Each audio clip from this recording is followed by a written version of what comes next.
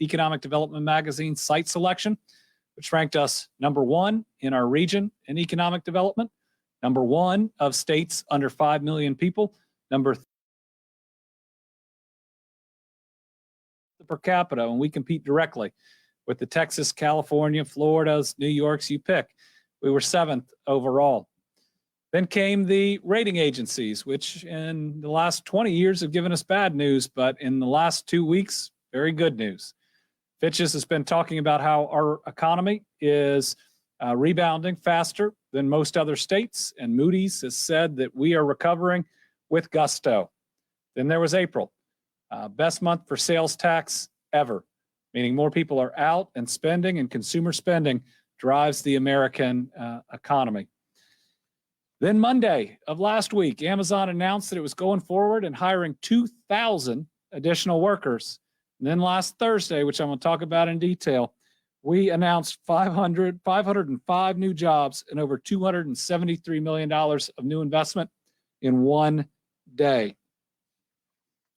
These new location and expansion projects are providing well-paying jobs for Kentuckians and positioning these companies for even more growth and success in the years ahead. So I'm going to talk about just what we announced one day last week on Thursday. First, Firestone Industrial Products moved forward with plans for a 68,000 square foot expansion of its Williamsburg facility.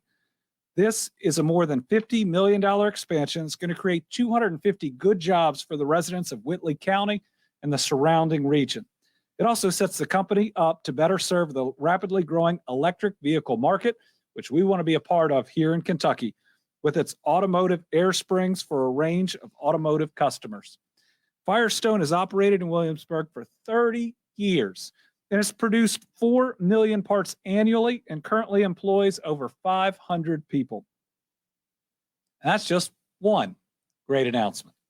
The second is Velan North America, which is a company we talked about back in February when its leaders selected Jefferson County as the location of its new headquarters operation. Already the company is growing. Even since then, its presence in Kentucky with last week's announcement of a new copper recycling facility in Shelby County. Velan will create 75 jobs upon completion of the $100 million facility, which will recycle copper and copper alloy to be melted and used to create products for customers throughout North America. The project also positions Velan for potential future expansions at that site, and I look forward to watching the company grow in the Commonwealth for years to come. Third, Kruger Packaging announced plans for a major investment in Hardin County, a project that will bring at least 150 jobs for the residents of Central Kentucky. This Canada-based company selected the Commonwealth for its first corrugated box manufacturing plant in the United States, a 400,000 square foot facility to be located at the T.J. Patterson Industrial Park. This $114.2 million investment expands on Kentucky's strong base of Canadian-owned companies, which includes 38 facilities statewide. It also provides a boost to our state's growing agri-tech sector, as many of the boxes manufactured at the new operation will supply the food and the beverage industry. Kruger will be a great addition to the Commonwealth as we strive to create a brighter future in Kentucky. Very excited about Kruger, just like all of the others. The quality of the company, I did a lot of those calls personally on this one. Very excited and can't wait to see what they're going to add to that community. And remember, this is this Canadian company's first U.S. facility, and they're locating it in Kentucky. That's a story we want to tell over and over and over. Finally, we announced a startup distillery that is breathing new life into a long-idled facility in Fulton County. Jackson Purchase Distillery is investing $8.76 million in creating 30 well-paying jobs while upgrading a never-opened distillery in Hickman. Company leaders also anticipate expanding the property for warehouse construction, with the project expected to be completed by April of next year. I know many in West Kentucky will be pleased to finally see this facility in operation, and Jackson Purchase is sure to be a great fit for the Hickman community. Together, these projects reflect our vision for Kentucky's future, which is quality jobs. And folks, when we say buckle up, This all happened in one day. Really exciting things in the future. One of those drivers is going to be our success at the very end of the last General Assembly. At the end of the 2021 regular session, I was proud to reach a bipartisan agreement with lawmakers to allocate nearly $700 million from the American Rescue Plan Act to boost our state's economy by building new schools, delivering clean drinking water, and expanding access to broadband to help Kentucky lead in the post-COVID economy. Recent announcements and economic indicators show our economy has bounced back and is ready for liftoff, and this is a big win for legislators, the executive branch, for all of Kentucky, a big win for Team Kentucky. So I'm excited today to announce the first of these 3 grant programs. The Cleaner Water Program is launching a call for projects today. Water resource coordinators representing 15 area development districts and area water management councils may submit project profiles through the Water Resource Information System portal to indicate interest in funding from the $250 million allocated from the program. This is part of our $1.3 billion Building a Better Kentucky plan, which is going to help create 14,500 jobs, expand that broadband infrastructure of the future, deliver clean drinking water, and build new schools.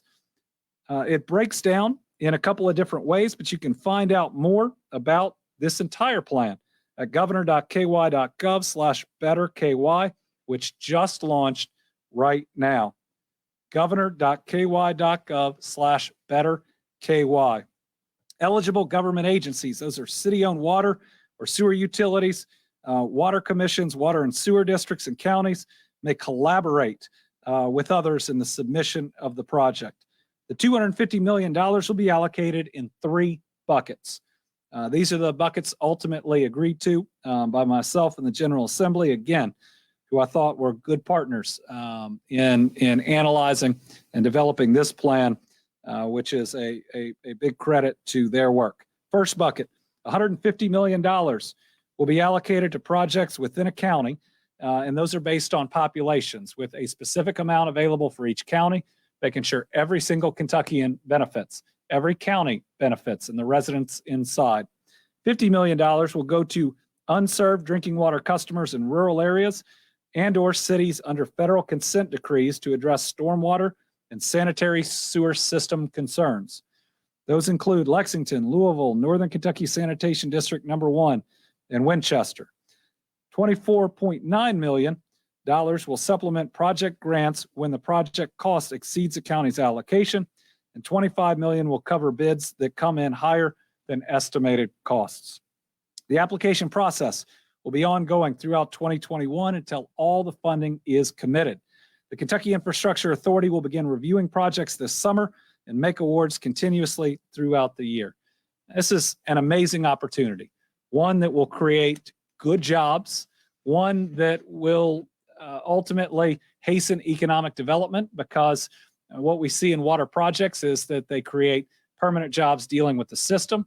They create the construction or the implementation jobs, but every $1 million spent in a water project also creates permanent jobs that are out there. And so it's very exciting. Also think about the fact that normally when we do these projects, where would the cost end up? They'd end up on your water bill.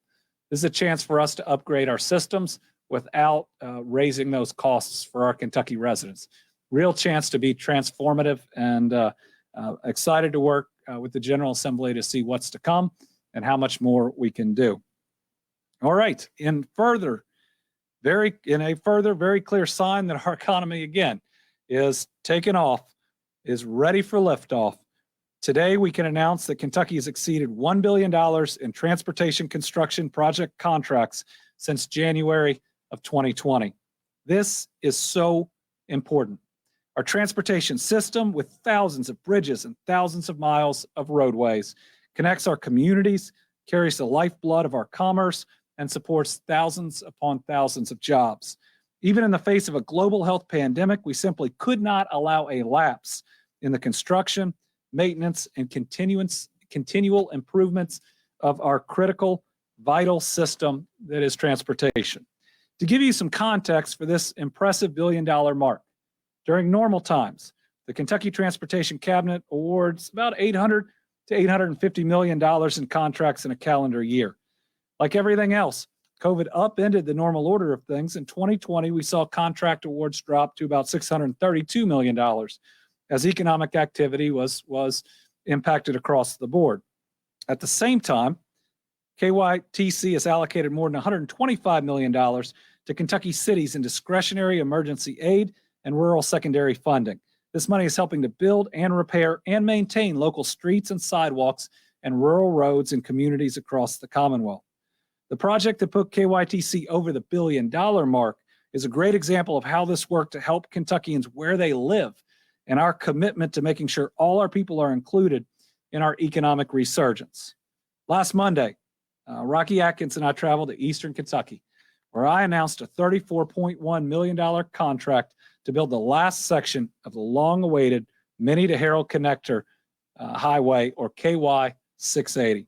This is a project that got started all the way back in 1994, and now we're getting it done. This will improve safety, and it will cut down the drive from Pikeville to Hazard by up to 45 minutes. It'll further boost economic activity investment in Floyd County and the surrounding region. The project will create jobs, and all of these create safer roads because we put our kids in our cars to travel them. We've been seeing this economic momentum just build and build and build here in Kentucky in the last several weeks. This is just another clear example that we are open and we are going places. All right, this next one's pretty special, and we've been waiting a while for it. On March 13th, 2020, I had to make a tough call. I had to recommend the temporary closure of all senior centers throughout Kentucky. The decision was made to help protect Kentucky's older population, which, as you know, was ravaged by COVID-19. During the 15 months, the 195 senior centers were closed. Kentuckians stepped up to make sure that our seniors still got services. We saw a 200% increase in meal deliveries across the Commonwealth, resulting in 4 million meals served to our seniors during the pandemic. Senior centers worked with new community partners and local restaurants to eliminate a wait list for meals. In other words, even though they were closed to the seniors coming in, they never stopped doing their jobs. And despite the obstacles presented by COVID-19, as well as weather disaster after weather disaster, Kentuckians pulled together to ensure any senior age 60 or older who wanted a meal would receive one. That is a true spirit of Team Kentucky, and it's one of the things that make us special people. When times are toughest, we are at our very best. Our goodness comes out. Thanks to safe and effective vaccines, I'm excited to share that effective June 11th, Kentucky senior centers may reopen. And that will be among the many venues able to operate at full capacity that day. The Department for Aging and Independent Living oversaw a senior center reopening work group to address concerns and ideas ahead of this June 11th date. The reopening adhered to current CDC recommendations, which fall closely in line with long-term care and adult day health care guidance. Anyone who enters a senior center is required to follow county-level mask guidance. As I've mentioned time and time again, one life lost to this virus is too many, so please be considerate, and let's continue to look after our neighbors. If you're age 60 or older and in need of a meal or any other community-based services, please call the Aging and Disability Resource Center at 877-925-0037. It's a hard thing to do, but it was the right thing to do. And now on June 11th, our senior centers are going to be open again at full capacity. Like we said, the reason that we can do that are vaccines. These things are miracles. They have effectively ended death and hospitalization for the most vulnerable. They are saving lives every single day, and we got to make sure more people get them. So today's update, we now have 2,058,020 9 Kentuckians vaccinated, or persons vaccinated here in Kentucky. If we can put up table 1. This is actually a couple days because we didn't do reporting over the last, I think, 2. That's a difference of 19,143 since the last one. What we have seen is our vaccines have gone up from, at the low point, about 5,000 or a little below a day. We've been hitting 10 on many days, and we hope that we'll do that moving forward. And later this week, we may have an announcement, I hope on Thursday, about some incentives that will help us go even further. I want to congratulate a couple counties that are just getting after it, and because of that, they are better protecting their people. Woodford County now, 61% of their population now vaccinated. Franklin County, right behind them, 60%. Fayette County, 57. Boone, 52. Scott, 51. Good luck, everybody. Keep it up. And for everybody that's not on that list, let's get competitive. This is how safe your county is. We want everybody to get up to that mark. Couple of other pieces. We think the federal government has their information updated a little bit faster than they update Tiberius, which gives it to us. On their information right now, we have 58% of all adults in Kentucky that are vaccinated. We have 57% in what we see. Over 80%, I have 81. We believe that's higher in the federal system. For Kentuckians, over 65. How high is that now, Steve? So over 84% in what the federal government is tracking. We're over 60% with 50 to 64-year-olds. We haven't crested 50. We haven't crested 50% with any other age group. So let's continue to promote, especially for our younger Kentuckians. I'm under 50. I'll take that. Getting everybody vaccinated. Also pretty proud of our 12 to 15-year-olds. Almost 30,000 of them vaccinated since we were able to start that. And we like that pace, given that it's only been a short period of time. Without a lot of organized efforts, we got at least one clinic in many schools before the school year ended, but that's another place where we can do a whole lot more. When we look at demographics, we look at age. So we're now about 30% of all of our vaccines have gone to individuals 65 and up, about 29% to 50 to 64-year-olds, 14% of all of them to 40 to 49-year-olds, 12.4%, 30 to 39-year-olds, 12.1%, 18 to 29-year-olds, and it's about 3%, 12 to 17-year-olds. So again, that's an area that hadn't been eligible other than 16 and 17-year-olds with Pfizer. And so we have a lot of ground we can make up.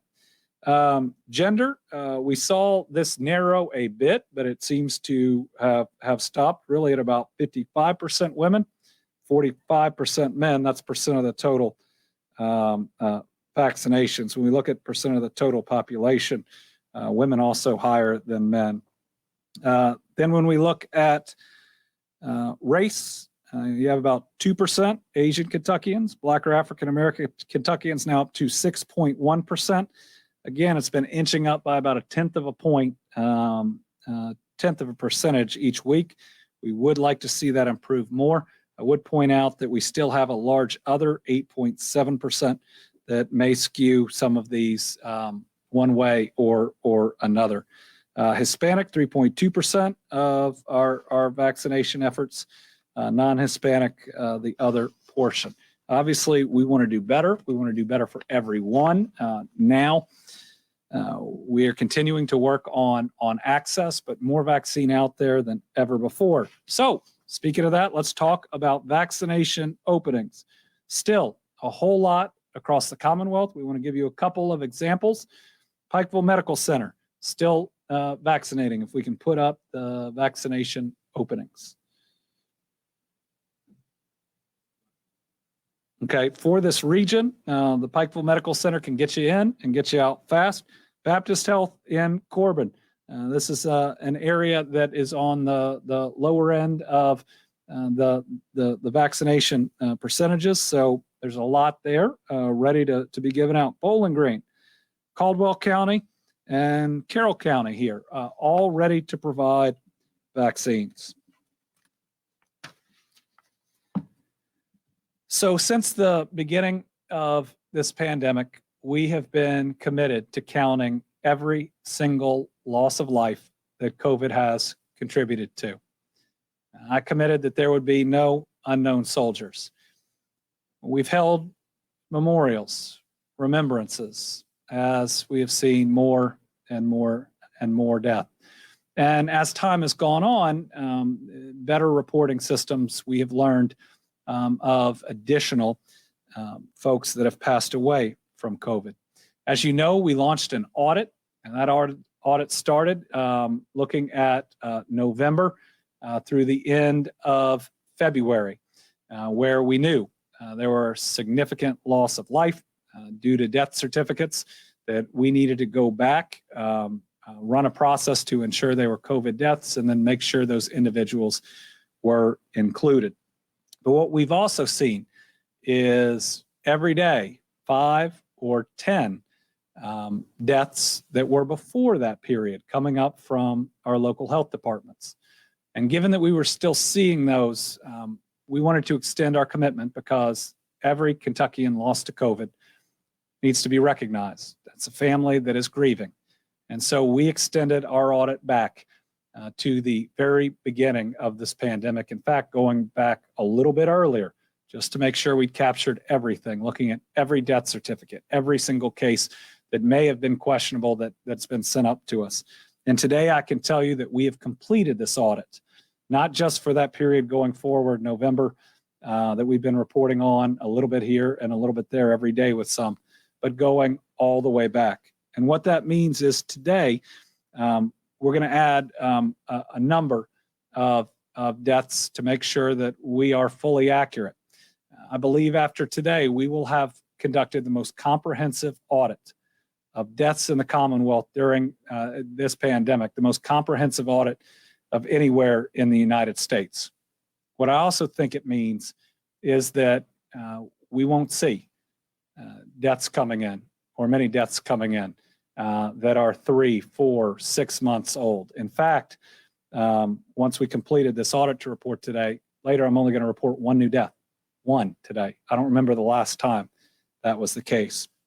But today, to make sure we are being fully accurate and to close out our audit, we're reporting 260 audit deaths. I'm going to tell you a little bit about these. They range from March 20th, 2020, the first one of these that was not included in previous reporting, to October 26th of 2020. That's 220 days. So it's going back in the midst of this pandemic and finding about 1.8 Kentuckians in each of those days that we lost that hadn't been included, hadn't been recognized. They break down as 96 in Jefferson County, 20 in Kenton, 18 in Boone, 8 in Franklin, 7 in Campbell, 7 in Hardin, 6 in Knox, 6 in Shelby, 6 in Warren, 5 in Mercer, and every other county has less than 5. Even with this addition, our mortality rate does not change. It's about 1.5% compared to a much higher national average of 1.8%.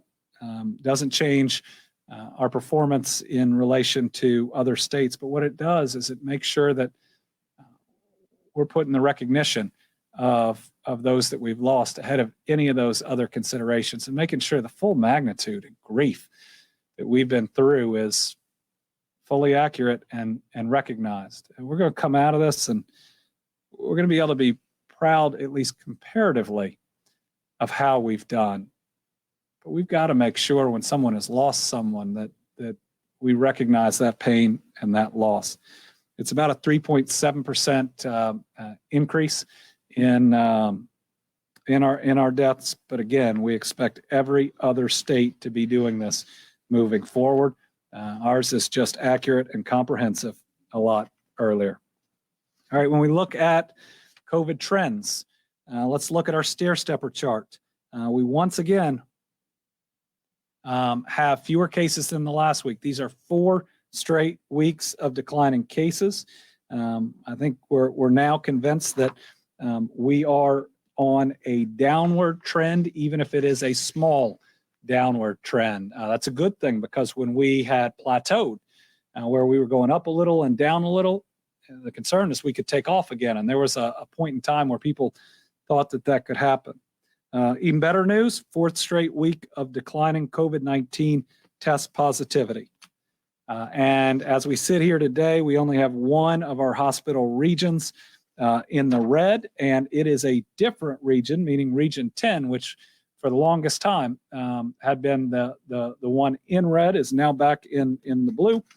And what we have is ICU beds in Pike County, just barely over that 80% mark.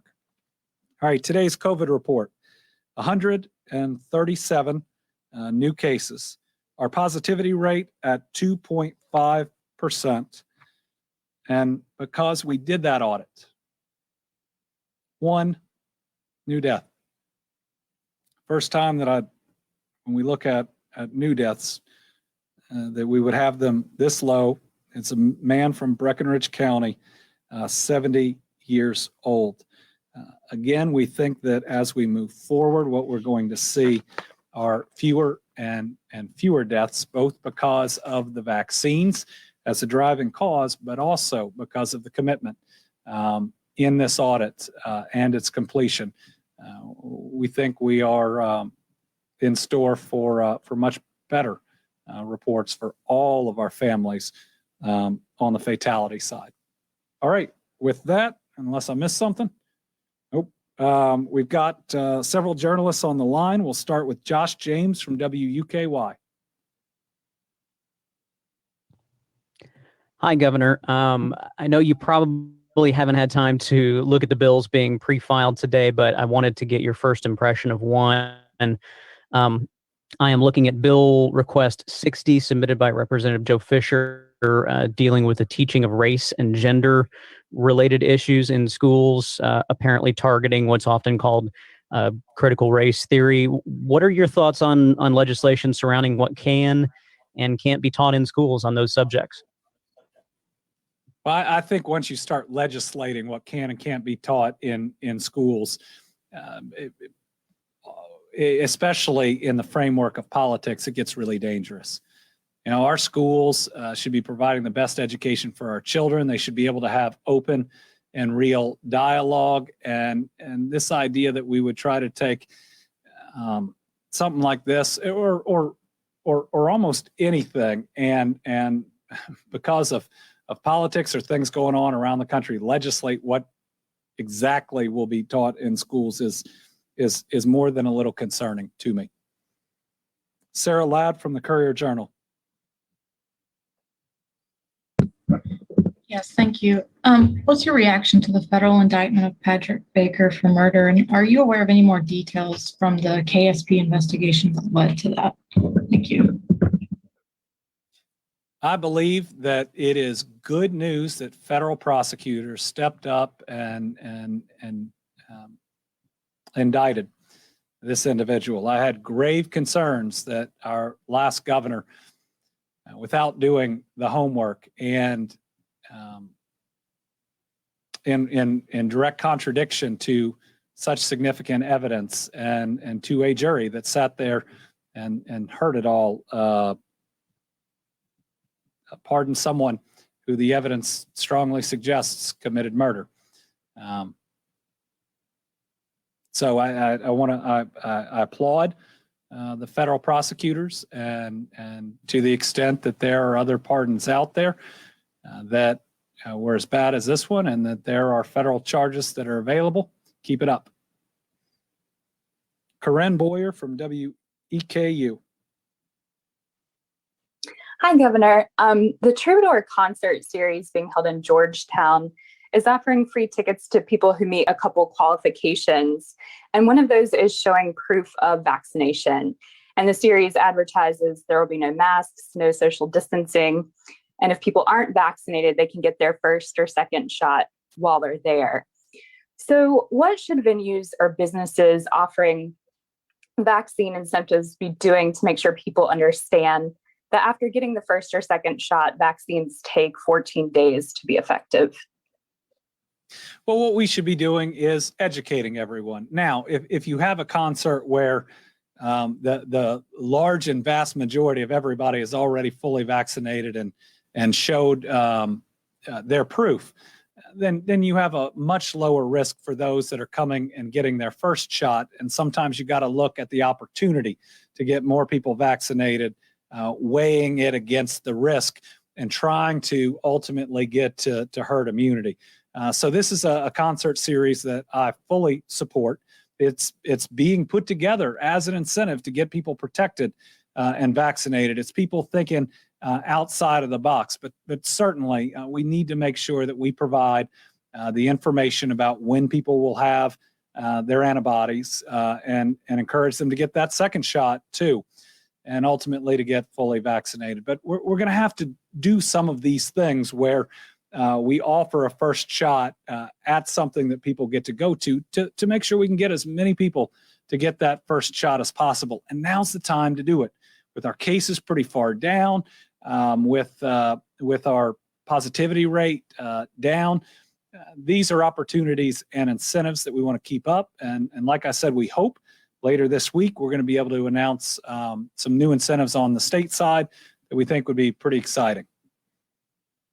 Melissa Patrick, Kentucky Health News. Hi, Governor. There's still a good number of counties that have are in that 20% range of vaccine rates for either single dose or fully dosed. Is the state offering any help to those counties, any assistance to those counties to help them pull their vaccine rates up higher? Well, we communicate with local health departments and their local leaders on a regular basis. We are offering mobile units to come to fairs and other opportunities that are out there. We have taken in all the different ideas and what's been offered by judges and mayors and are trying to meet each and every one of those. Now, some of those counties, as you know, we're even potentially in a ring of counties for our FEMA units. And so we had folks that were out there every day setting up in front of places to make it really convenient. We do need more encouragement. And some, and it's only some, of these areas have maybe been, maybe had some leadership more critical than others during COVID-19, which makes people think it's less serious. Even if that was the case now, we need people to work twice as hard about the importance of vaccinations. We're willing to look at any idea, but those area businesses can also provide incentives that are out there. And when you look at your workforce, that's a pretty smart thing to do. Again, we want to see those rates pick up. Certainly every time I'm in any of those areas, I was in one county that's on the lower end near the end of last week. We were talking about agritech, but I took 10 minutes to talk about this vaccine, especially to the younger people that were there, again, to continue on encouragement. Again, I hope this Thursday that we will have another announcement that will hopefully incentivize everyone all across Kentucky to get vaccinated with some pretty exciting possibilities. Catherine Collins, WLEX. Thank you. We continue to hear calls for Kentucky to opt out of the additional federal unemployment benefits to encourage people to get back to work. And we've heard from Commissioner Quarles about possibly doing a temporary incentive for people to go back to work, a temporary bonus. Have you thought any further about opting out of those benefits? And what are your thoughts on offering an incentive like that? Well, we've been talking about that incentive and even talking about it publicly, putting it together. So I'm glad others think that's a good idea. We'll have more information on that soon. I will say it's interesting when the same people criticize you, claiming you haven't processed anybody's unemployment and you've done too good of a job and too many people are getting unemployment. And sometimes you see the same story run the same day in a newspaper or elsewhere. So here's the thing about those payments. If we get out of the red state, blue state, or who wants to run for governor, or all that goofiness, which we shouldn't be paying attention to. We should be making important economic decisions that benefit us the most. Consumer spending drives our economy. Our consumer spending in Kentucky is through the roof. And if we did what some of these leaders called for and terminated this program earlier, you would see consumer spending drop. And I think you're going to see a shock going through states that are doing that. It's going to take longer for their economy to recover. Now, if we have programs, and again, we're working on it to bring people back as we go, and to address some of this loss of what would be a loss of consumer spending, then good. But you know, some folks want to look only at this idea that there may be some who are staying home because of this money.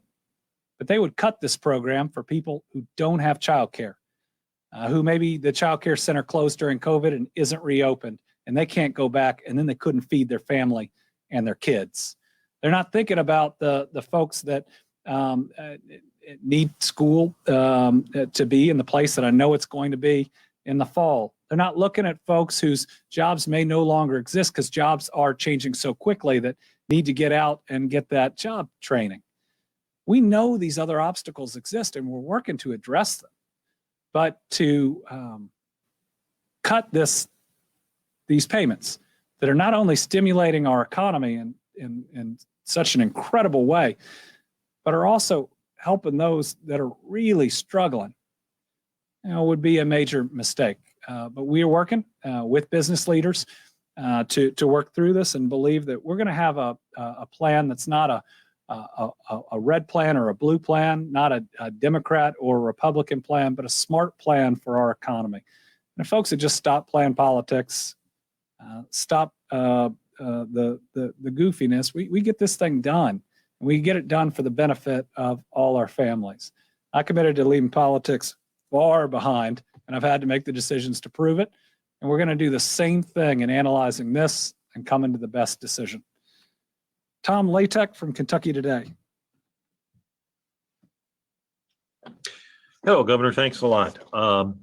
In light of what you said last week to a question about Sunrise Children's Services, there seems to be a chance the Biden administration will implement a regulation requiring them to get the waiver so that they can extend the contract with the state. You indicated that this could happen by the end of August. So since we're looking at August versus the current June 30th deadline, would you be willing to extend the contract for 2 months to see if the Biden administration acts? Oh, we wouldn't have to extend the contract. We just agree to keep placing kids there until we get a final decision from the federal government. And yes, I think that'd be something reasonable to do. So we don't fight about something that there is an ultimate answer that comes down. Now, Tom, this is something that the cabinet and Sunrise we're having this disagreement about federal law for, and we stepped in and the governor's office has already made that offer. Sadly, we haven't heard back, but it seems really reasonable to me. Why fight over something that may be decided, a month and a half from now? Andrea Ash from WHAS. Thanks, Governor. A few months ago, we heard that there was an attack on the UI system that resulted in the letters being sent out with instructions on people to reset their PINs. And since then, we've received a few people that have told us that they've received additional letters, and just kind of wanted to do a check. Has there been a breach since that attack?